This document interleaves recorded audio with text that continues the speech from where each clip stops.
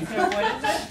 What is it? Wait, what oh is no, it? I did have a parent yell at me once. Like they corrected me. Oh no, they won't. They'll laugh. No, You get called like correct, Rasputin no, all the right. time.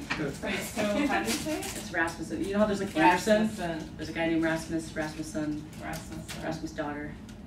Oh, It is so the Rasputin thing. It does. You like see it and you're Get the like long- long U all the because time. Rasputin.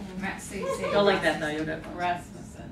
Okay. Okay. Right. Take two. But you haven't corrected me all semester, so now. I don't think you've said my last name, or if you haven't. I haven't. Every time we practice. Okay, you're right. Do you want to? Let me just go. All right. So again, my name is Eileen Rasmussen. My honors research proposal title was Emotion and Decision Making in a College Student Sample. So before getting into the concepts and material too in depth, I wanted to go over briefly some of the concepts that I will be discussing.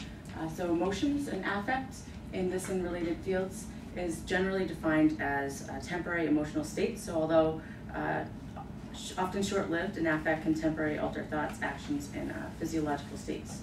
So in 2007, Rowe and colleagues conducted a study in which they induced several affects, positive, neutral, and negative, and examined how each influenced performance on certain tasks. One was a creative word association task, which I will use the term semantic access often, that is what that measured, and a visual attention task, which was called the flanker task. So their results indicated that each affect seemed to have advantageous or disadvantageous effect, depending of course on the mood, task, and context. So going into the purpose of emotions, many theories describe the evolutionary purposes that negative emotions may serve. Negative emotions are more strongly tied to observable, measurable, physiological responses. So if you think about the threat to survival or negative mood, that could induce the fight or flight reflex, which would have, you could measure via heart rate, etc. So that would prepare the body to take certain actions. So the purpose of positive emotions, however, is less clear. It hasn't been fully investigated until more recently, although it has been hypothesized to broaden the scope of attention, allowing for a larger range of thoughts and actions. These thought-action repertoires induced via the positive mood can serve to build on physical, social, and intellectual resources. So while a negative affect would narrow the scope, utilizing only what that individual needs in that moment for survival, a positive affect would widen, which would activate more areas to connect to one another.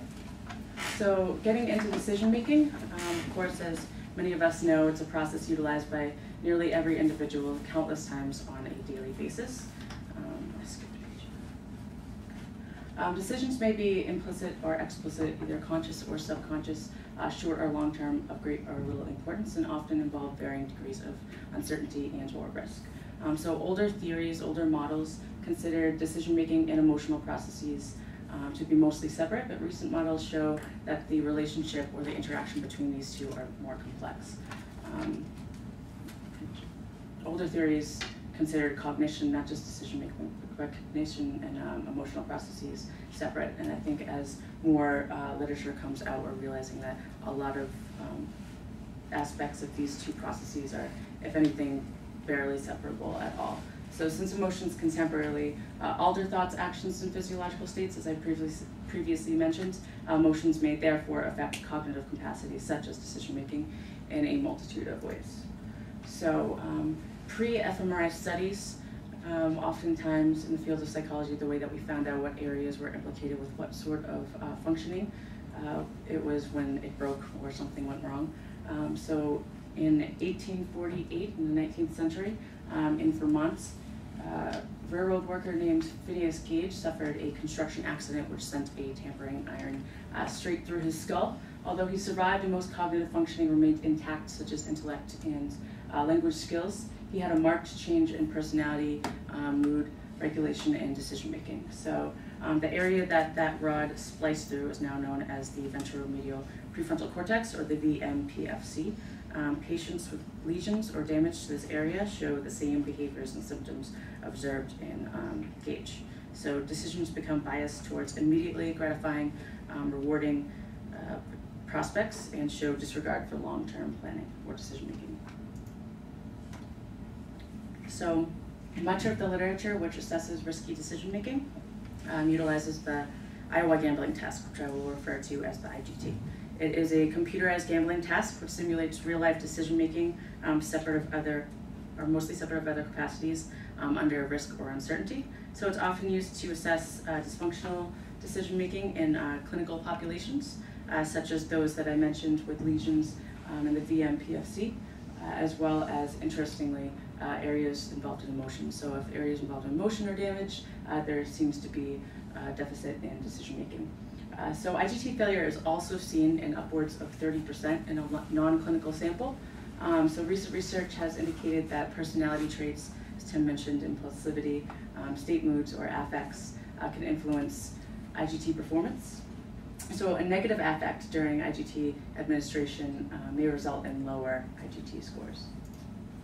Okay, so just briefly to visualize, this is what the IGT looks like. There are 4 decks.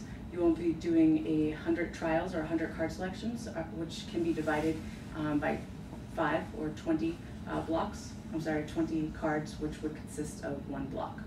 So decks A and B are disadvantageous. They have high rewards, though higher punishments. So selecting from these decks overall results in an overall loss of money. So decks C and D are advantageous. There's lesser rewards, but lesser punishments. So focusing on these decks overall tends to lead to overall win rather than loss.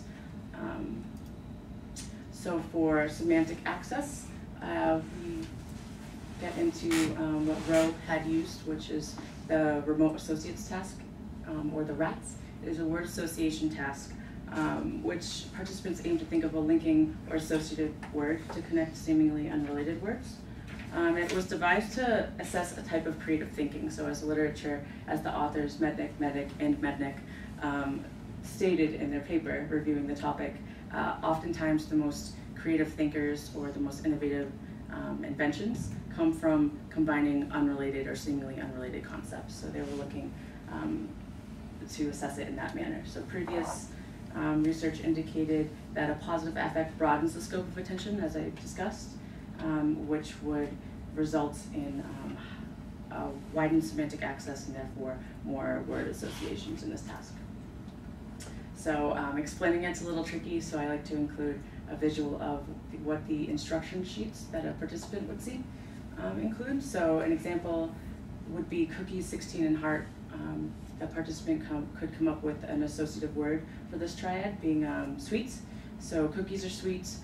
Sweet is part of the phrase sweet 16 and sweetheart.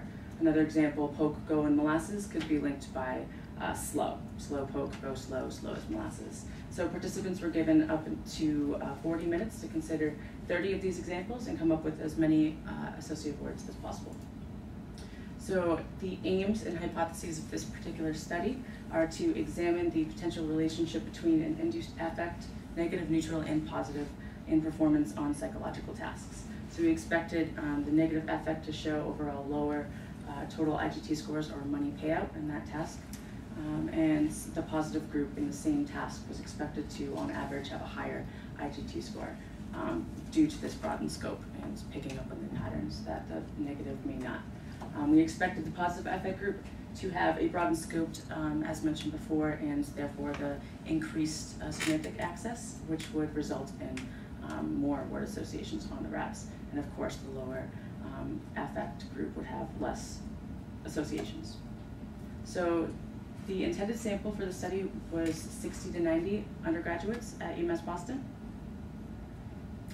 At the most in-depth level of analyses, 35 were currently analyzed. So there were 10 males and 25 females. They ranged from 18 to 41. The mean age was about 23 years. And they were recruited from Psych 101 as well as other courses which offered extra credit for participating. So they were randomly assigned to one of 3 groups. There were currently in this analysis 12 in the negative, 12 in the neutral, and 11 in the positive. So for methods and measures, just as a brief overview of the order or sequence that each participant went through. First, we did the informed consent, which is just a verbal agreement to maintain confidentiality and details about the study if they wanted to continue. Demographic information was just age, where I got that data before, gender, first language, and years of education, and a personality measure, which was the NEO 5-factor inventory. So I used the abbreviated shortened version, which is 60 items, which they agreed with on a Likert scale of strongly disagree, disagree, neutral, agree, or strongly agree. This measure looks at openness, conscientiousness, extroversion, agreeableness, and neuroticism. This was considered as a potential covariate or considered in addition to the affects for task performance. Oh my God. Not used to hyperlinks. So after the NEO was administered, each participant did the self-assessment mannequin, or the SAM. They did this twice. So it has 3 different categories: valence, which is pleasure or overall mood at the moment; activation, arousal, how calm or excited, relaxed or unrelaxed they were at the time; and control or dominance, how in control of themselves in the moment they felt at that time. So this was pre and post mood induction, which I will get into. The scale was also Likert, 1 to 9, lowest being 1, 5 as the arrow indicates being more neutral, and 9 being highest. So in this case, 9 would be the most positive mood. So for the mood induction, I used the International Affective Picture System, which is pronounced IAPS. It's a set of normative emotional stimuli and photographs for experimental investigations of emotion and attention. So each group watched a short video, which is approximately just under 4 minutes, which included 41 IAPS pictures shown at 6-second intervals, along with audio, which had been previously shown to induce emotion. The negative listened to a slow Russian orchestra played at half speed, and the neutral listened to a recording of a monotone male voice stating facts about Canada, and the positive listened to a jazzy rendition of Bach's Concerto No. 3.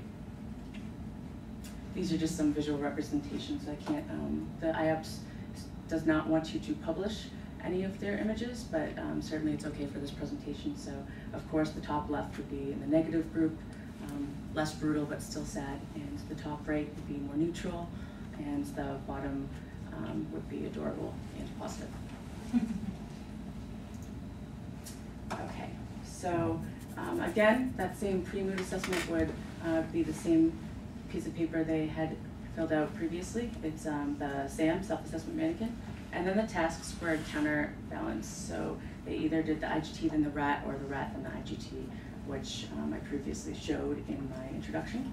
And then the participants were individually debriefed, especially if they were in the negative group, which showed a lot of graphic, morbid depictions.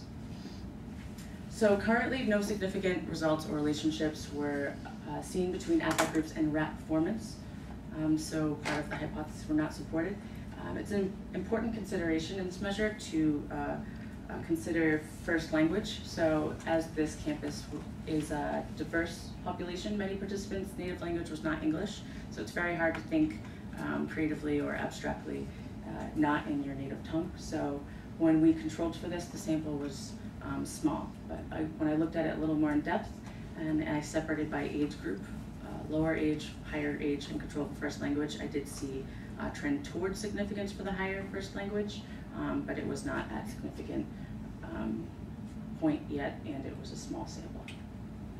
So results for the SAM, or self-assessment mannequin, for preliminary analysis showed that these blue bars are pre-mood induction, so everyone was about at the same level, and the green bar would be post-mood induction. So again, 0 is lowest, negative affect, towards 5 is more neutral, and upwards on the scale is positive. So the main group scores post-stimuli differed significantly, but more importantly, these results indicate that each affect group rated their mood as corresponding to the group that they'd been randomly assigned to, which suggests that mood induction was effective overall.